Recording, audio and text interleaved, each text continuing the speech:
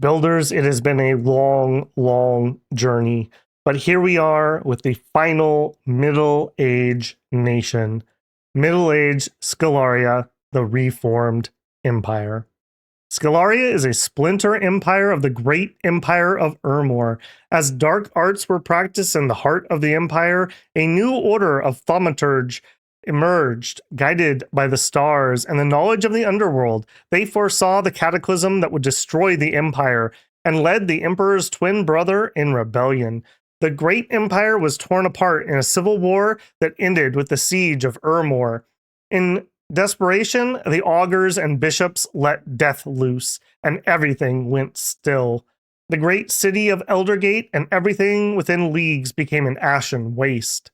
Ermor was no more, and the provinces of the old empire formed into new kingdoms and lesser empires. The twin brother of the last Ermorian emperor claimed the imperial crown. With the aid of the thaumaturge, he reformed the empire and built a new capital named to always remember the wickedness that brought the great empire down. Now, Sceleria is an empire permeated with the death cult of the thaumaturge. While the young kingdom of Marignon uses fire and faith to hold death at bay, Sceleria trusts in the laws of death itself to preserve. The thaumaturgs of Sceleria regard themselves as defenders of the living world and the last hope for mankind. With litanies and masses for the dead, they prevent the spread of the shadow by reanimating the dead under strict control. Now, the dead serve the living and fight their wars. The war machine of Sceleria is based on the old legionnaire army of Ermor with the added might of the walking dead. For national features, we are a race of men and undead. The undead do not need supplies, they can enter the water, are unbreakable, and can walk day and night. Our military is comprised of human legionnaires and undead hordes of lesser quality.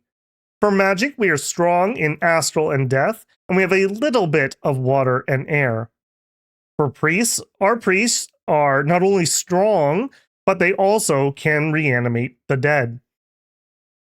For scales and blesses, we get an increased order limit of +1 and a depth limit of +1. We build standard forts of the era, which means we can build up to castles, and we start with a fortified city. For sites, we have 3. We have the Temple of the Dead, which allow us to get one of our Capoli Sacreds, the Lictor, and the leader version, the Censor, and produces 3 death gems. We have the Temple of the Spheres, which allows us to recruit the Grand Thaumaturge and produces an Astral Pearl. And we have the Campus Scelaris, which gives us our second cap-only sacred and an additional death gem. So 4 death gems and an Astral Pearl is an all right income. Could use a little more variety in our magic and our pearls, but overall, I would say that is all right. Units and sacreds. Many of these units are going to be very familiar to us as we are a offshoot of Ermor, and like many of those Ermoran offshoots, we have similar units even if they are not exactly the same. We're going to see some of our old favorites here, but also a couple new entries. First up, we have a slinger. This is a human slinger. Has a dagger, has a sling, is wearing leather gear. Our only dedicated ranged troop, and not particularly useful. We can't buff fire arrows, we can't do poison arrows. We have a little bit of air, so we could do like a wind guide or something, but slingers in the Middle Age are kind of unless you're firing maybe into like crossbows that are not wearing helmets. Next up, we have both flavors of gladiator. We have the Retarius and we have the gladiator. These are the same as we've seen in the past on other nations. 10 gold, 1 resource, 9 recruitment points is a absolute steal. Do note that the gear we are wearing should probably cost, 15 resources, maybe even a smidgen more, and we get it for 1. What is the downside? Both flavors of gladiator, whether they take damage or deal damage, will leave after that combat. So if they do nothing in a combat, they will stick around in your army. If they, as previously mentioned, take damage or deal damage, they leave. That being said, this is much more likely than a militiaman or a slinger to get a kill, and I will trade 10 gold for a kill pretty much any day. Note they have high morale, They have decent protection. They have a trident, which is a length 3, attack 11, 22 piercing weapon. And these ones have a net in addition, which is really nice for just dropping somebody's defense all the way down and then stabbing them with all of your tridents. Gear-wise, we have a scale mail cuirass and a hoplite helm, leaving us not the most protected, but also not the worst. 10 on the body is kind of whatever in middle age, but it's fine. We are a one-and-done shot troop, so we don't have to worry about building up afflictions or anything like that. These guys are great. You can absolutely pump these out like nobody's business. The second variety here is just Gladiator. He trades out his trident and net for a flail. This is a length 2 weapon with 12 attack and 18 blunt damage. However, do note, we get +2 attack versus shields, and we have 2 attacks. So really, if you're attacking a shielded troop, this is 14 attack, and you get 2 of them. So extra harass penalty, just extra chance to hit. Note these are just humans, so they're size 3. So you're going to get 6 of these attacks out from a square. Very, very handy. Quite good. Generally speaking, if I don't know what I'm fighting, I'm going to go Trident, because 18 blunt damage isn't as good as 22 piercing at killing something like Heavy Cav. So this is just kind of a catch-all weapon. But if you're going to be fighting lots of like weaker chaff type units, the flail would be the superior weapon, just because we could get more kills with it. Or perhaps you're worried about hitting against things that have shields. The +2 from the flail might carry you over the top. Next up, we have different versions of our legionary troops, starting with the Velite. This is our lightest troop. Legionary helmet, leather cuirass, and a tower shield. Tower shields are still amazing. 16 protection will definitely help you out against, say, a crossbow bolt. Spear, javelin equipment. I don't love javelins in middle age. 12 pierce damage isn't likely to get through a quote-unquote standard middle-aged troop, and neither will this spear. But it's still a length 3 weapon, which means we can have a chance to repel. A lot of things have given up the spear, and they've taken up swords of some variety, so they are usually length 1 or length 2. So the length 3 weapon actually could be useful, although low attack and low damage on it do kind of limit its abilities. They are also skirmishers. Skirmisher ability means you can go into skirmish or sparse line formation, and you don't lose any morale. So they will keep morale even if you spread them out. This would be nice for a screen. Put a few of these guys in a sparse line in front to soak up the range fire as the rest of your legion marches forward. Could be a viable option, although you are likely to be pincushioned even with that tower shield and our 5 body protection. Next up, we have the Ale Legionnaire. We've stepped up our gear a bit. We have a Legionary helmet and a Lorica Segmentata and a tower shield. Again, kind of low morale at 10. Other than that, pretty standard human traits. 10 gold, 20 resources, 9 recruitment points. Do note the 20 resources. A lot of our troops have a very similar resource cost, and what we're really going to vary up is either the gold or the recruitment points. These guys are quite a step up, I would say. They have actually 13 on the body, which is much better than just the 5 that we saw before.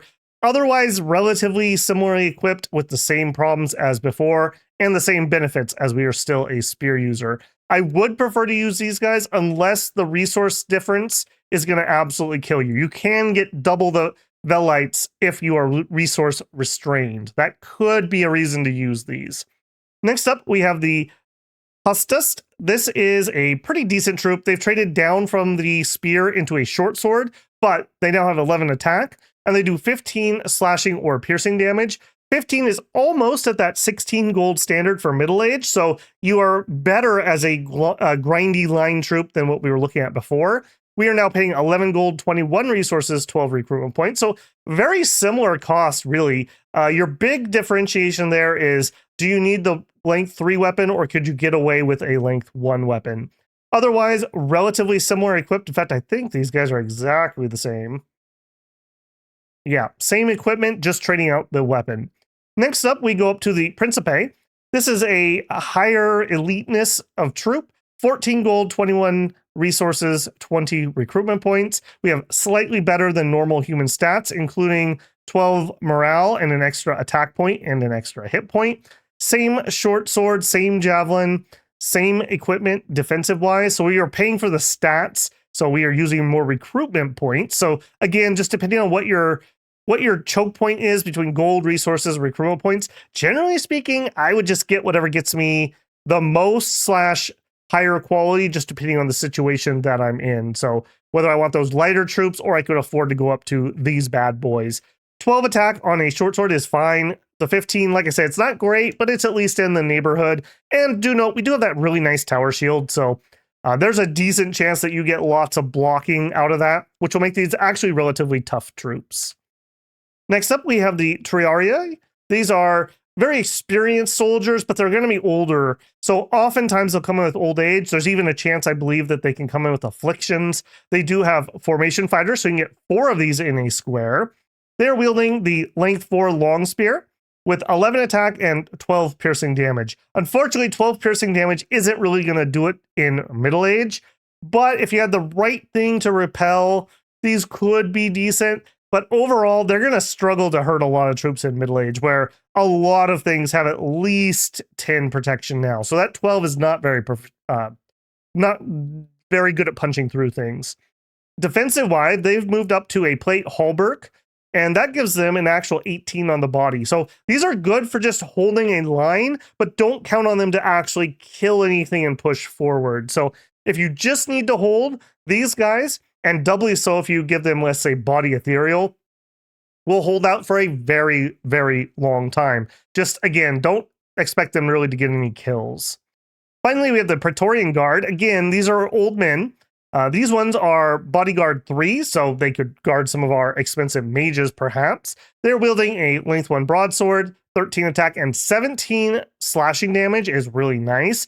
Do note that old age is going to start giving you some stat penalties, so while these look really good at 13, 11, 12, you might have some light old age penalties, like a -1 kind of across the board. 20 gold, 30 resources, 35 recruitment points. You're probably not getting bajillions of these unless you go to a full scales build, which as Sceleria you could do. I think our troops are fine, but we also have the option of using other things that would let us tank our scales a little bit. So I do like these, and as bodyguards, they would be rather nice, but that's a quite big expense for kind of a good but not exceptional heavy troop, I would say. Next up, we have a standard. This is a standard bearer troop. Standard ability means that the unit that they are embedded in gets a +1 to their morale. If you have multiples in the same group, you do not get additional +1s, but if one guy were to die, you'd still have one in the group. These are better than a lot of standards because they actually have the javelin. And so if your other troops stop to throw their javelins, these guys will too. So you don't have to worry about them running out in front and just dying before combat really meets. They're wearing our standard defensive gear here. 20 gold, 21 resources, 21 recruitment. Perfectly fine. I do like to get one of these in just every single melee group, just because having a +1 is better than not having a +1. So thumbs up here. Even in a gladiator unit, I don't mind having one of these guys in there just to make sure they don't fail a morale check or something crazy happens. Next up, we have 2 cap-only sacreds. First up is a lictor. This is very similar to the middle-age Ermor one, but we are not undead. 26 gold, 29 recruitment, 31 recruitment points, 29 resources, are relatively expensive, but relatively elite troops. Major glaring weakness here, no helmet. We have a plate halberd, which is the 18 protection, which is pretty good, and it's not even that encumbering, frankly, but not having a helmet does suck a little bit. For slightly better than human HP, any ranged thing that hits you in the head, you probably die. And we are not undead, so we can't live without our heads or anything, so that's a bit of an oof. Otherwise, we have a patrol bonus, that's whatever. We have our, of course, sacred. We are using a lictor axe, which is a weirdly length 1 weapon. I would expect this to be a length 2 based on this. Like, this is not a length 1 picture, so I don't know. He must really grip close to the head of that axe or something to shorten it up. But he's very good with it. 14 attack is great, and 23 magic damage on a slashing weapon is good. Always great to have innate magic weapon. And we have Stop the Dead. Stop the Dead is a extra effect on damage. Nope, damage, not hit. And it will paralyze, which is an armor negating attack, but only affects undead beings. Magic resistance negates. That being said, if you have like Banes you have to fight or something, it's not terrible to have Stop the Dead. Maybe you get a paralyze off and then just chop chop and he's dealt with. Can be pretty nice, I would say. Overall, a fine sacred. A little harder to use, I would say, than maybe the Ermoran ones, but it's fine. The axe, it hits hard enough that you can actually kill heavy troops. The magic weapon gives it some extra versatility. I think these guys are okay, although I probably wouldn't Hellbless them. Next up, we have the Shadow Vestal. Very, very cool lore-wise unit here. So they're like buried alive and then like possessed by a ghost. I don't know why you need to do that, but sure. And so they are actually undead, sacred undead, and they are always ethereal and stealthy and have a spirit sight. They're wielding a Shadow Spear, which is a length 3, and they have a 14 attack, and it is 14 magic piercing damage. Not a horrible weapon, I would say, although the damage is a little low. And unfortunately, they only have a shield and no body armor, so they're relying on ethereal and 16 defense to keep them alive. I would point out here, giving them a little bit of protection makes them a lot hardier. The thing that would work for them is going to be Stygian flesh, but do note that magic weapons would not only negate that, it would also negate ethereal, essentially giving you a 9 HP sacred. That's a little rough. I really wish they had flying. I feel like if they had flying, this would be a lot more interesting and possibly usable. They'd be kind of like weird Valkyrie units, but as they are, this is a hard sell, especially because one of our most common magic paths is astral, so we could just bless things with ethereal. So I would rather have an ethereal lictor than a Shadow Vestal. So these are a little oof. If you know some crazy cool strategy, I'd love to know it because I think these are cool and I love the lore, but I'm not so sure about the use. And they're pretty pricey at 45 gold for a 9 HP, 0 protection sacred. I'm not sure about that one. I'm also in here going to bring up the Long Dead. We can resurrect Long Dead with our priest units, so I do consider these relatively standard troops for us. This is one of Sceleria's big things, is that we have legions of the dead. We have 4 varieties here. Unfortunately, we do not get a sacred. How cool would that be? How overpowered would that be? We have a Velite. This is an unarmored skeleton. He has a spear and a javelin and a rotten tower shield. We have a Long Dead Legionnaire. These are okay. They have 10 protection, spear, javelin, some rusty equipment. We have the Terrarii. This is one of my favorite ones. I don't like to recruit the human ones. And one of the reasons they poop out from their high encumbrance, these guys have 0 encumbrance because they don't have to worry about that. And they have the same essential weapon. So they can perform the same role, but they have 50 morale and no encumbrance. So these are straight an upgrade, I would say, with the downside of being banishable, of course. And finally, we have the Long Dead Principe, probably our best troop of the 4. Short sword, javelins, has the rusty gear. 12 protection isn't bad for a Long Dead. These are all right. In addition to these, you can get just some regular Long Dead type units that you see just everywhere. Overall, their power here is not in the individual unit. It's in the fact that we have relatively cheap reanimators, and we can just make absolute swarms of Long Dead to stand in front of us while we use decent magic from behind them. I would say one of the other big benefits, unlike Ermor, who can straight up just be hard countered by banishing or anti-undead spells, we have equal access to living and dead troops. Somebody goes all in to counter the undead, just make some gladiators or something. Somebody doesn't do anything to counter undead, well, screen your army with a legion of undead that you don't care that they kill, leaving your human troops fresh to fight tired out people who've been fighting Long Dead for 10 rounds before they have to fight your fresh troop. Quite nice there.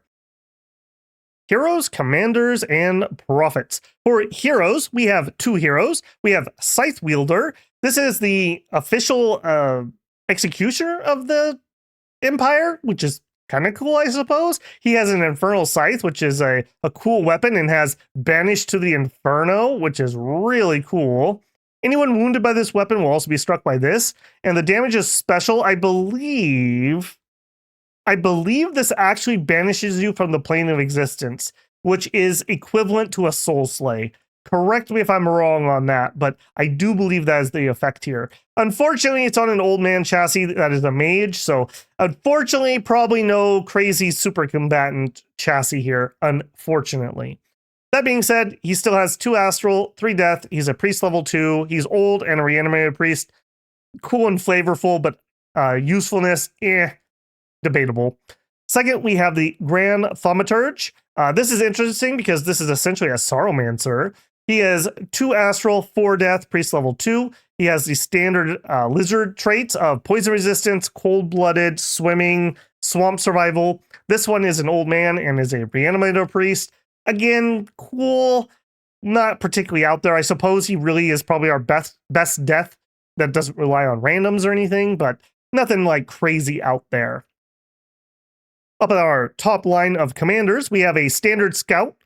Always nice to just have a scout, and he is the normal human scout, 35 gold. He works, he does just fine. We have assassin availability. That is rather nice. I will note that this assassin has not particularly improved in the Middle Age, so we get a stealthy assassin 1 ambidextrous unit, short sword, poison dagger. He's a bit dodgy, but not crazy so. He has human stats for the most part, slightly stronger. These guys are probably do okay killing mages, but for killing a lot of middle-aged commanders, the commander probably is going to get the kill on these guys. So maybe give them a smidgen of gear if you're relying on them killing something armored or actually a fighter. But it's always nice to have the option of assassins, and that just opens up another vector of attack. 3 or 4 assassins could wipe out somebody's research mages very quickly and absolutely cripple a nation. Next up, we have our 2 main leaders. We have the Centurion and we have the Legatus Legionis. The Centurion is the cheaper of the 2. He is 95 gold, 21 resources, 1 recruitment point, so you can get 2 of these out, which is nice. Has a short sword, has a legionnaire helmet, has a plate cuirass, no shield, notable. Be nice if he had his tower shield on. 100 leadership, 12 morale. Otherwise, slightly better than human stats, nothing too crazy here. Perfectly acceptable leader. Again, you can get 2 of them out really quickly and cheaply. That's always appreciated. And 100 leadership means formations and the +1 morale. Do note, no magic leadership, no undead leadership. Second, on the Legionis, just a slightly better leader. He has 150 leadership, has a little bit better morale, has a little bit better stats. Again, no shield, unfortunately. Perfectly fine if you just prefer to get the 150 leadership. That does give you a +2. And remember, a lot of our troops down here only have like 10 morale. It's not terrible, but it's not great either. So a +2 and then adding a standard. Now even our weakest little dude here is sitting at 13 morale, which is much more respectable. Next up, we have one of our absolute key units here, the Scalerian Cultist. Why? Because he is a cheap, fast to recruit reanimator. He is a reanimator priest. 65 gold, 1 resource, 1 recruitment point. Do note, you do need to have castles up, and you do need a temple up to start recruiting these guys. One of the largest nerfs to Sceleria in Dominion 6 was we used to be able to use independent priests to do the reanimator priest. Now they need to be national priests to be able to do that. So we can't just pop a temple and then slow to recruit indie commanders to do our reanimation. We have to use cultists.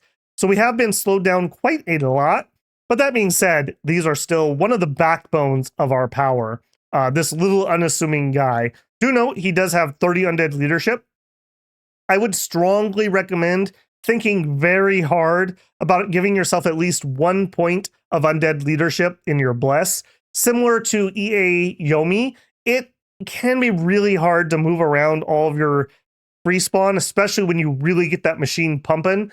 And every one of these guys moving is one guy that is not summoning long dead. So your choice between 30 or 80 to ferry around with a single priest. So consider the undead leadership very strongly. We'll look at what they reanimate here in a minute.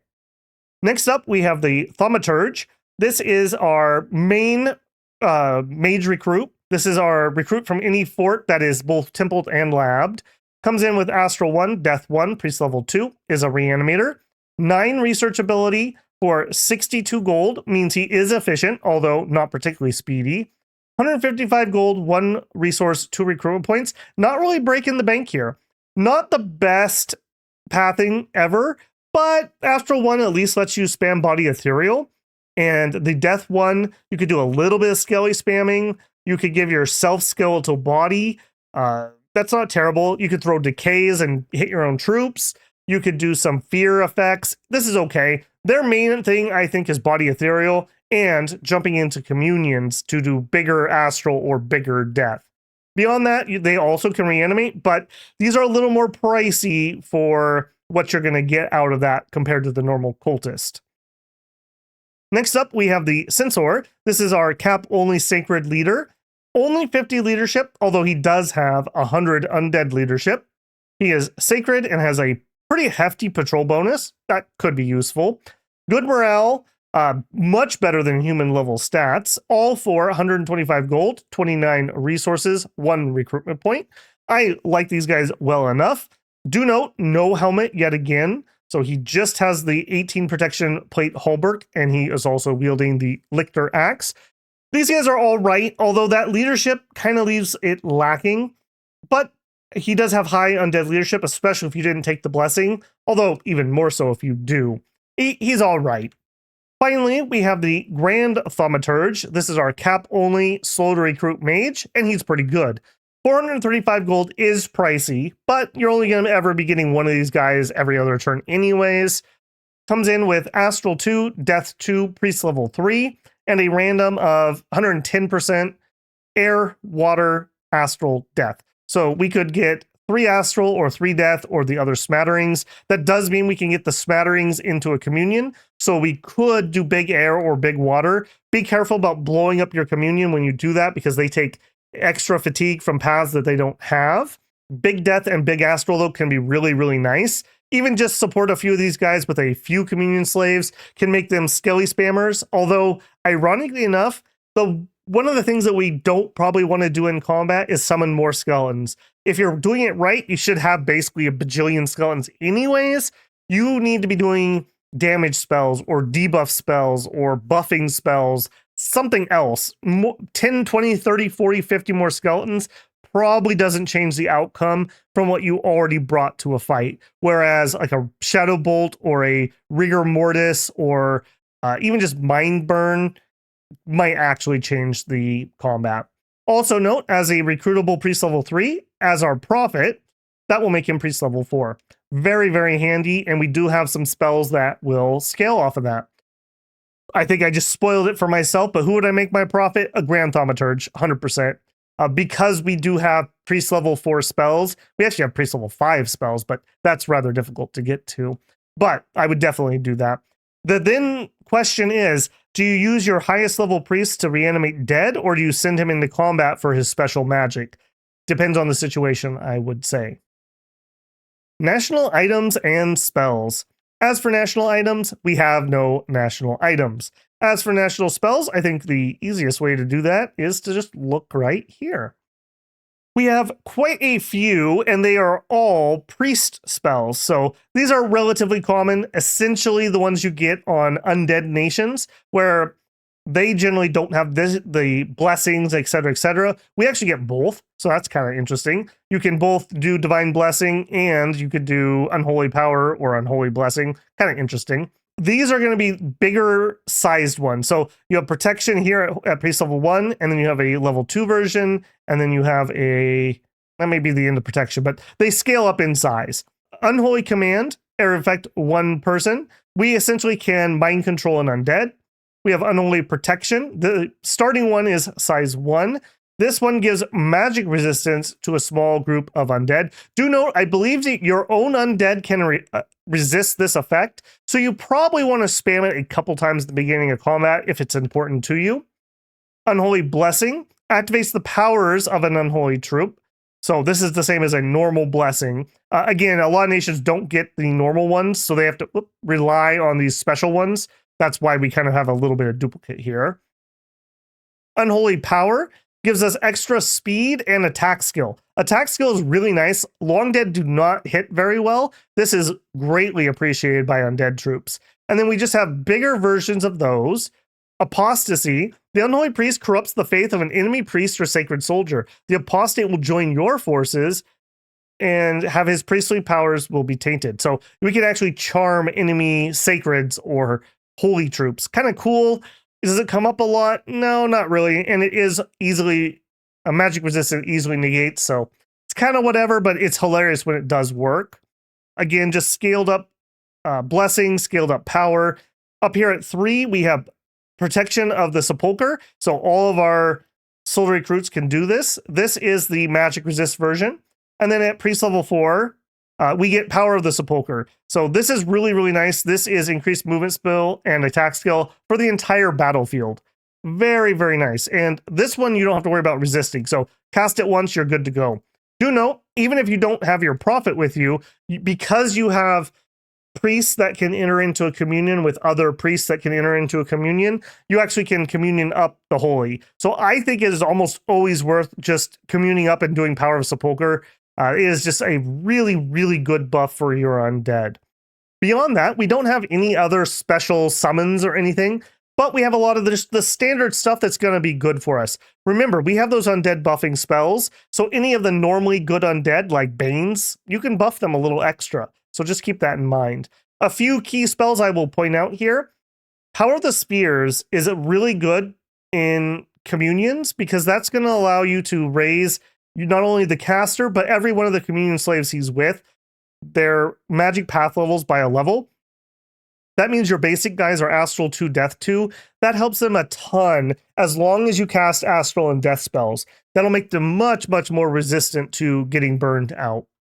Beyond that, again, anything that summons undead is a little better for us if you buff it. Things like Shade Beasts, Banes, etc., etc. Light of the Northern Star, if you are going to be spamming something like Mind Burn with your Recruit Anywhere mage, this is really, really nice because you could just cast this on like a lucky Astral 3 or a small communion, and then all of your other mages now have unlocked Astral 2 and can spam Mind Burn quite well. Very, very helpful there. Beyond that, again, Astral and Death are really our only major things. I will call out Summon Ether Warriors and the Big Brother version of that, not Eater of the Dead, where are you? Ethergate. Ethergate makes the casts of Ether Warriors more effective. We do have an Astral Income, although it is only 1. So I don't know if you get here, but this is one of my favorite Astral Pearl dumps. Ether Warriors are really good. Yeah, they're just really good troops, and you can summon them in here, which is quite nice. They come with Moonblades, which are anti-magic being stuff, and I believe they're magic weapons. I'm almost certain they are. So gives you some more magic weapon availability, and you can pump these guys. The Lord is a caster who is good enough to cast Summon Ether Warriors, so it's kind of a self-propagating ability once you get it up and rolling, if you get the Astral Income. In Alteration, our big one here is going to be Body Ethereal. We would absolutely love to spam this out as much as we can.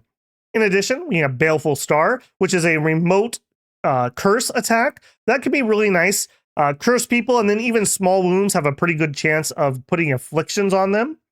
We have Control, which is an enslave spell. We can do this natively, which is pretty nice. Rewrite Fate is pretty good. This is negates the first hit against them. That's pretty cool. Will of Fates, same thing except for its entire battlefield. Pretty nice. Death-wise, these aren't the best. Maybe Enfeeble could be useful, but I think I'd rather just Shadow Blast if I'm going to be spending Death Gems in combat. You could do Soul Vortex on some of our soldier recruits, but they're not exactly thug material, unfortunately.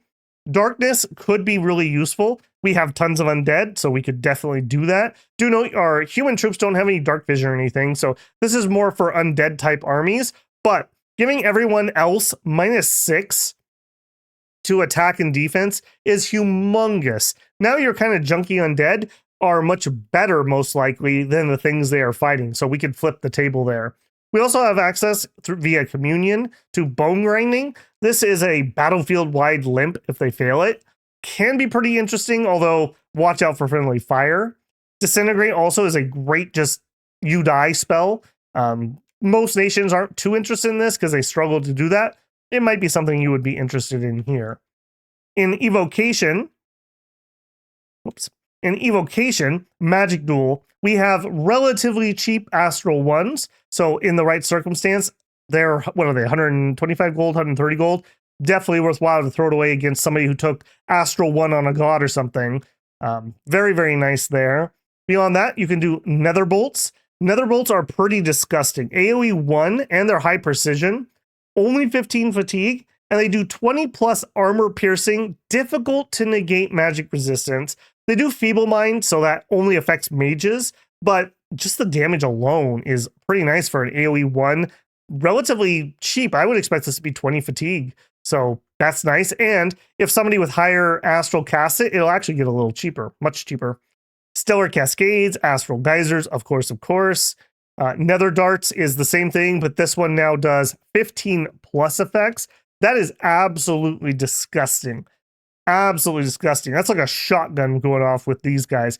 Do know it's only range 30 plus, so the range is a little short, but our mages are sacred, so if you feel like buffing that, you totally can. Death-wise, I would say the big one is Shadow Blast. Yes, it costs a death gem, but 8 plus armor negating, magic resist for half damage. That is really good. And if you get, I believe it's on hit, does minor paralysis, which is again armor negating, magic resistance negates, but you have a paralyze there. Do note, area of effect is 9 plus. So if you have a 3 or a 4 or a 5 death pass, this area of effect gets rather large. It is high fatigue, so kind of do the rest of your script first and maybe end your script with one of these, but that is brutal against human troops. 8 plus armor negating, hard to resist because it's resist for half damage. Pretty disgusting. You can delete armies with this spell. Beyond that, Blast of Unlife is relatively interesting. Things you kill come back as soulless, which are just nice and distracting. Damage is pretty good. Range is the same. That's fine. We can do Stygian Reigns. Just depends on your availability of magic weapons versus the enemies. Could be something vaguely interesting.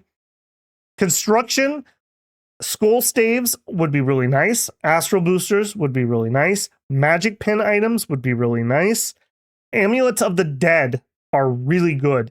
That's going to up your standard resurrections from, I believe, 3 long dead to 5 long dead. So almost a 50% increase, a 2/3 increase, in fact.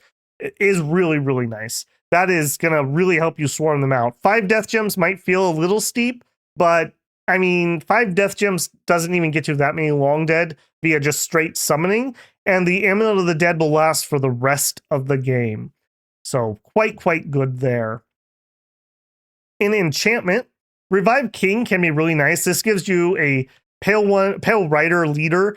I believe he has 100 undead leadership. So just leadership that doesn't require recruiting or an upkeep that can ferry around your different reanimations. That's rather handy. I wouldn't bother casting reanimation because we can do it via priest levels.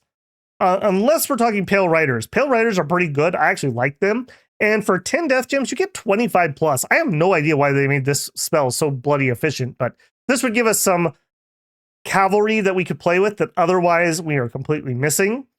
Again, Horde of Skeletons, we actually, in my opinion, don't really want to cast that. So it's a little unfortunate that we are most likely going for Rigor Mortis because that's going to unlock Horde of Skeletons. That being said, Rigor Mortis is crazy good. And because we can communion up to 4 guaranteed easily, we can always be able to cast this. All units on the battlefield occasionally take 10 armor negating fatigue damage. So you get this up and running, and then all the living people will just slowly fall asleep, and your undead can guide them gently into the afterlife. Quite powerful there. Beyond that, Ritual of Rebirth, you can bring back dead people from the Hall of Heroes. I have not done this in 6. I did do it in 5. It's pretty cool, especially when you get other people's commanders as mummies. That's hilarious. And you also have Lichcraft here, which you might be able to get up to and make use of. Beyond that, also, I should call out Twiceborn. For your cap-only mages, I do think this is worthwhile. They are going to be relatively limited, and losing them would suck. Thaumaturgy, Terror, different frightened things are pretty good. Leeching Darkness is kind of spooky. It leaves a cloud, which does some damage and sucks life out of people. Leprosy could be interesting if you're running around mostly with undead. Control Undead gives us another way to take over the undead. Burden of Time, not as good for us as it is for Ermor, but it's a possibility. In Astral, this is where we get our Communions and our Mind Burn. Quite good there.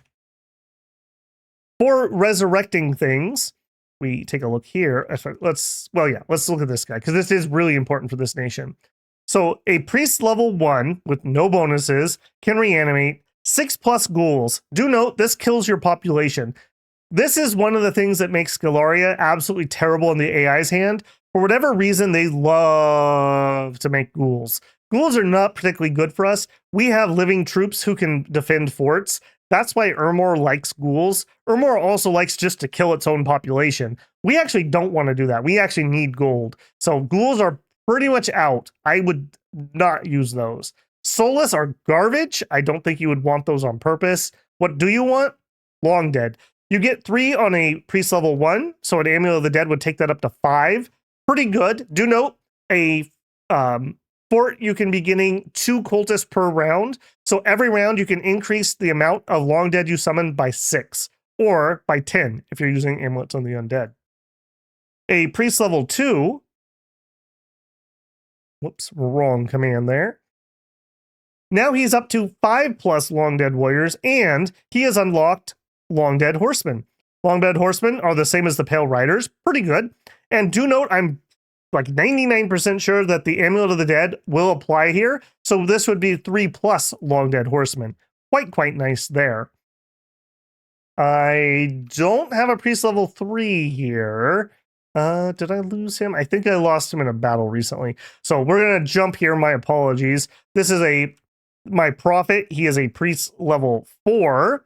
As a priest level 4, same thing, but now he's doing 9+ Long Dead and 3+ Long Dead Horsemen. So as you can see, you can crazy ramp. Like if we look at this fort here, okay, not the best example. If we look at this fort here, I can get 2 cultists every single round. Very nice, very powerful. You can really ramp up those Long Dead, and you're going to want them. Just flood the world with them. There's 0 upkeep. The upkeep of a cultist, I don't think I called this out, but it's only 26 gold. That's nothing. That's dirt cheap. 5 of these guys is 130 gold per year. That's like 1 mage, and every single turn they're making 15 undead, or 25 with Amulets of the Dead. That's a lot of undead that you can absolutely just pour out. So you're going to want lots of infrastructure that has at least a fort and a temple on it, so that you can be getting those cultists and building those numbers. In addition, with all those numbers, do note, it's hard to move them around. I have 80 undead leadership here because on my blessing, I have undead leadership. So this makes it so that one of these guys every so often has to run off and bring troops with. If I didn't have that, it would be really annoying. It would be really annoying because you would be like every 3 or 4 turns, once you get rolling, one of your priests is going to have to haul them out somewhere. And you don't want 30 of these guys. You want 80 of these guys. Just huge groups to swarm over the enemies. Beyond that, blood magic. I would say that because we're not interested in killing off our own population, if you do break into blood, I don't hate the idea of getting vampires. We have plenty of undead chaff to soak up banishments for them. So if you did get vampires, I think that would be pretty cool. We're not really set up for that though. So that's a bit of like a luxury thing that maybe late game you could break into that. Bringing it all together. Middle-aged Sceleria is arguably one of the strongest nations in Middle Age. We don't have the problem that Ermor has, where it's going to kill off all of its population, thus all of its income, and be strictly relegated to gem economy, even perhaps for trying to make money so it can build the infrastructure that it still needs, even though it's not going to be making money. We have the best of having really easy to amass long dead troops while still retaining the good Ermoran type legionnaire troops, and having the ability to break in case of emergency a bunch of gladiators. You can just absolutely poop these guys out. I mean, that's like 30-ish, 40-ish, and every single one of these guys is a threat to a heavy infantry, a heavy cav, a giant, a god. You can absolutely swarm the world with these guys. And you may need to either an expansion or even into the early / mid game when we don't really have that skeletal summoning engine pumping yet. And these are just cheap. I mean, these are so cheap and their stats are so good that they're likely to do something for you. Not a bad troop at all. Do note, as you march and fight, even if you're winning every fight really well, remember those gladiators leave if they deal damage. So you're going to attrit them off quite strongly. When I was doing my expansion, I would keep a group of them way in the back, and I would move them forward when I fought something like heavy cav and I needed their help, and I would try to keep them out of combat if my normal troops could actually handle the fight, just to lower the attrition when it wasn't needed.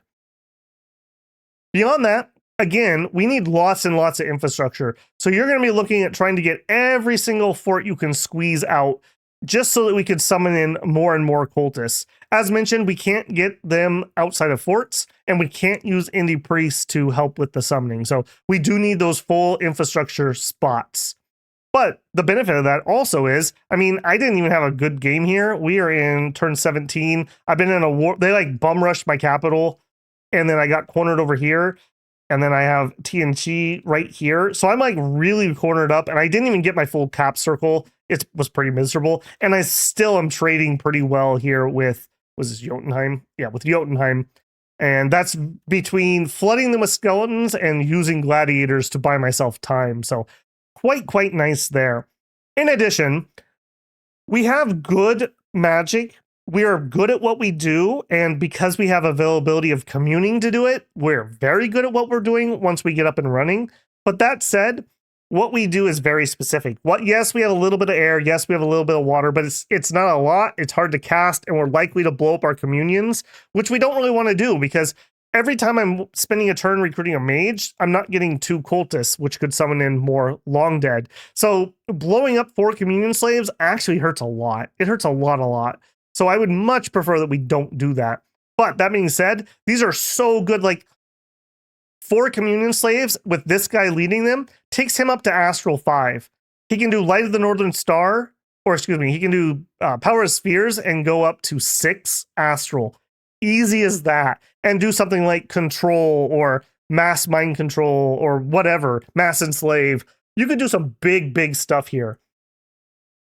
In addition, because you do have air, you do have the chance of doing Winds of Death, and I think setting yourself up to build the boosters to do that might be worthwhile. We do have undead, so you can even make an undead army that is just supported by Winds of Death. We don't have any native air income, so do keep that in mind when you're planning your gems and whatnot. We'd love to get other buffers in here, like somebody with some earth magic could summon in some trolls that could do earth buffs. We would love earth buffs, but we have no native earth income. So what are the odds I'm going to get enough earth income to actually do that? Same thing with like something in gnomes. Gnomes would be another good one. Fire spirits would be another good one. But I am very leery about us being able to get that income. We have very specific magic paths here. All that being said, that sounds a little doom and gloom, but we are just really good. Like, we are just legions marching on the world. And I would say that we are definitely better than Ermor in 6. And as previously mentioned, arguably one of the best nations, at least in Middle Age, for sure. Pretender and Scales. We have a pretty good smattering, I would say, of pretenders. Starting in Dominion 1, Great Enchantress does break you a little bit into glamour, if that's something you were wanting to do. The Crone is dirt cheap at 90. That's not terrible. The Great Sage could be interesting. We're not going to have a bajillion researchers, so maybe making them a little more efficient, / maybe a Rainbow Sage that just does a lot of research himself, coming with 40 or 50 research just by himself, and you could make a rush for an early spell for an early war. The Gray one starts with 3 different paths and is a trinity. So trinities are usually really good for research, despite the fact they were trying to make them not. And decent pathing for some interesting blesses. Frostfather, if you do decide to go cold, it's okay. Moving up to Dom 2, we have the Divine Emperor. Very interesting here. He only costs 90, and he's a Dom 2. So he makes for a really good rainbow that still is going to end up with decent Dominion strength. We don't need to go crazy because we are probably going to have a lot of temples, but I would say you probably want 4 or 5 at least, like any nation. So he makes that a little bit cheaper to do. Note we already get the +1 order scale, so that's not really going to do anything. His new magic path cost is only 10, so he is a Dom 1 rainbow mage. You can make some pretty good blesses with him. Beyond that, you could, if you needed the expander, which I don't think you do, we have the availability of good Ermoran troops or having the gladiators to expand with, but if you need to, the bulls are fine. The Draken can expand, although he's really expensive for that. You could go Eldest Cyclops. He would bring in a good crafter, some extra resources in your capital, which may actually be relevant because we do have troops that go up to 20 or 30 resources if you want the more elite stuff. He brings in extra productivity scale, so if you are going scales, that could be kind of good. I'd see this guy as more like a dormant pick probably, or maybe even a greedy imprisoned, and you can bring in like 4 air would allow you to make air boosters or fire boosters. Come in with 3 fire, and then you could summon in fire spirits. That could be something. If you're going to go for the earth, to summon in trolls, it could buff. This is kind of a utility pick, but I do think that could be interesting. I don't think we need a Hellbless or anything. Our Sacreds are fine, but not like stellar. So that's an interesting choice. I don't like Prince of Death. I don't like the Ferryman. I think they're so cool and so unusable. The Man-Eater can expand. You could do a Draco Lich to expand, although the things that helps him aren't necessarily the things that are going to help your Sacreds.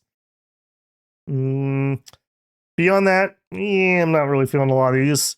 Going up to Dom 3, we do have the Great Archon. He is interesting because he's going to have fire and he has alchemist. So if you did want to do some alchemy for money, he makes it double efficiency. In addition, he also brings in Inspiring Researcher 2. Again, just really pushing that research thing and an extra magic scale. So 3 magic scale and Inspiring Researcher is +5 to your research. Going from 9 to 14 on an already efficient mage is pretty nice. So that's an angle, perhaps, if you can figure out a blessed use here. Hint, I would probably use Astral and a little bit of Earth. Beyond those two, my feelings on Titans is usually they're overpriced. Titan of the Forge, he is actually cheaper than the Cyclops if you stick to Earth and Fire. Old Zeusy boy here. Titan of War and Wisdom. This one actually is pretty good. She comes in with all right gear, having protection 17, and then you could self-buff up to like 22, 23. Add on body ethereal to that. Could be pretty good. She does all right. She definitely could help protect you, especially if you gave her a great sort of sharpness if you needed to kill like a monolith teleport or something. She also has the fear, which is kind of nice. Could be something. Titan of the Crossroads. I made a really nice build with this with my middle-aged Ermor, if you want to check that out. Mainly ended up kind of being researchers more than anything else with a little bit of magic availability. I think that would still work here. Just make them your main researchers for your first couple years and really try to get the skeleton engine pumping sooner rather than later. Demi-Lich at 170, that's pretty hard pill to swallow post nerf, because we could go up to Dom 4 and for 130 we could just get a guy that's an entire scale cheaper, and he's also immobile, so it doesn't change anything. So I think I take Statue of the Underworld. Again, these are kind of whatever. If you were really worried about getting rushed, maybe a Bronze Colossus, we could not take scales and we could focus more on just using our undead as our main army and spend what money we do have on cultists and mages. And maybe that would allow you to get a Bronze Colossus out, who is a very spooky chassis, to be sure, although you definitely pay for it. Let's take a look at a couple examples I built here. It feels so weird to almost be done with middle age here. All right, first up, I'm going to look at, let's look at Invictus. Invictus is a statue of the underworld. This is a dormant. This is, I would say, not really a skills build. I went with 1 turmoil, and then 0, 0, 0, 1 fortune, and 2 magic. And his main thing is his bless. 3 undying, 1 point of undead command. I do feel this is totally worthwhile. I don't think I would play Sceleria without it. Stygian flesh and enchanted blood. Why this combination? Our lictors don't have a helmet, and that is a major weakness. Having Stygian flesh gives them 10 protection on their head. In addition, that will stack with their 18 body armor. Not 1-to-1. I think they end up at, I want to say 25 protection on their body, which is pretty solid. It's hard to hurt them with that buff up. And combining that with Undying and Enchanted Blood makes lictors really, really tough and able to stay on the field really, really well. In addition, if you do use some of your, not weeping women, whatever our ethereal sacreds are, the Stygian flesh will apply, so they'll at least have 10 protection, and the Undying and Enchanted Blood just to keep them alive a smidgen longer. Up in the magic paths, we have 5 astral, 6 death, and 5 blood. This does give you the option of maybe breaking into some vampires, and or this allows me to ether gate and then ether warrior really easily. I don't have to do any boosting or anything. So if I do need an astral dump late game, I definitely have it. 37 research isn't crazy, but I did find that my research tended to lag because I wanted to get troops out and expanding, and I wanted cultists ASAP, and yeah, I just found research a little bit slow. So this is all right. We do have recruitable Holy Threes, so I'm not too worried about using it on mobile. You could maybe drop Stygian Flesh, make this into a Imprisoned, but at that point, I think I'd drop down to Divine Emperor because he's cheaper. But overall, I think this is pretty cool. You can teleport, you can gate. You don't have the trait that makes that not happen. So you could do shenanigans there. Although do note, you only have 25 protection. So, and we don't have Earth to buff that. So be a little leery about getting into too heavy of combat. You're not a monolith, but still pretty good. I did like this build quite a bit. My second show off here is Emperor Constantine. Now, Emperor Constantine takes a complete opposite approach. He's not particularly trying to do the sacreds, although he does kind of tangentially end up doing it. His main focus is getting our sacred mages to be as powerful as they can be. Some extra reinvigoration, Farcaster, Arcane Finesse. These are really good. We have mostly magic resistance negate spells, and some of those are relatively short range, usually about 30. So being able to go up to 45 means that you could do like a round 1 Shadow Blast, or you could use your Arcane Finesse to do Mind Burn on people easy, to do Control on people easier. The extra reinvigoration helps our old min mages out a little bit, helps them just keep a casting, helps them if they're still alive and you have Rigor Mortis up, just to maybe not die as quickly or fall asleep as quickly to the fatigue there. Undead command, again, I feel like that's just almost required for this nation to ferry around those undead efficiently. And I had enough points left because I made him dormant to get Stygian Flesh. This was picked because it helps my mages. We're old men in robes. None of them are armored mages. So this just makes it relatively unlikely that a single stray bolt is going to kill them, or like the first swing of a militiaman that somehow gets back there will kill them. But this also helps out our sacreds, which, like I said, they're not bad sacreds. So this is much more focused on casters, but still gets a little splash for our sacreds. I quite like him. He does have I wouldn't say these are better scales. They're different scales. A little bit of turmoil, sloth, and cold, and that allows me to get more fortune and more magic. And again, we're focusing more on the mages / the undead, I feel, in this build than on the living troops. Although this is not crippling, you can still get plenty of troops, and if you have to, you could just put out gladiators. You could still get plenty of gladiators with that. He also brings in a lot more magic variety. Air 1, Earth 4, Astral 4, Death 5, Nature 4, and Glamour 4. I went with the Nature, which seems like a little bit of an oddball, but we actually do need supplies for our living armies, and this gives me the opportunity to be able to craft that if I have to. In addition, the Glamour and Nature, if you do get some Glamour income, maybe we could get Gnomes or some Unseelie troops out. Both very powerful. That could give us some very, very powerful cavalry options. So just something a little bit different here. Yeah, and in combat, I mean, he can cast plenty of spells here. For sure, he can teleport, he can gate, he can do big death stuff for you. He does still have slots, so you can equip him with like a skull staff, a meteorite shield, etc., etc.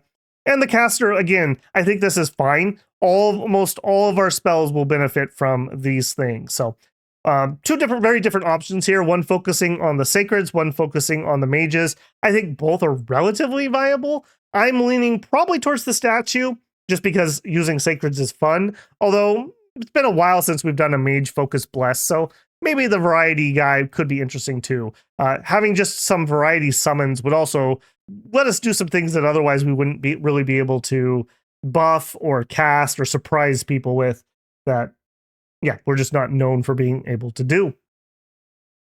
In conclusion, Sceleria is one of the strongest nations in Middle Age. It's also one of the successor nations to Ermor, one of the plot-driving nations of the game. Very cool, very flavorful. The ability to go under, I didn't even mention this, because we have undead, we can go underwater. That's really handy to just have the option to do. We could fight underground with our undead because they have dark vision. We could throw waves and waves of undead at things. We have assassin availability. We are just we're rigid in our magic, but flexible in our tactics. Maybe that's a good way to say it. A very fun nation. It's unfortunate the AI kills their own pop so badly, summoning ghouls a lot of time, because these would be very good for the AI normally. So maybe a saving grace there for us. So this is going to be a fun one. What a great way to say goodbye to Middle Age as the sun sets yet again with an Ermorian nation, hopefully to rise in the future in Late Age. So we are getting very, very close to that, builders. All right, if you enjoyed this one, don't forget to leave a like on the video. It really does help me out.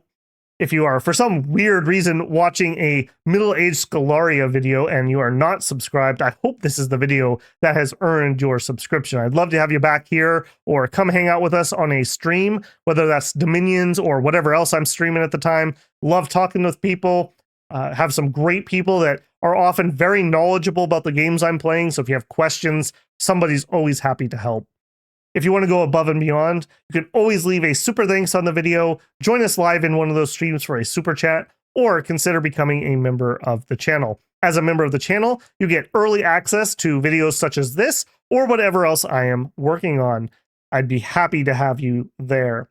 All right, builders, get out there and raise some undead legions responsibly this time. We are definitely not going to open up a second death gate. That'd be crazy. Why? Oh, wait.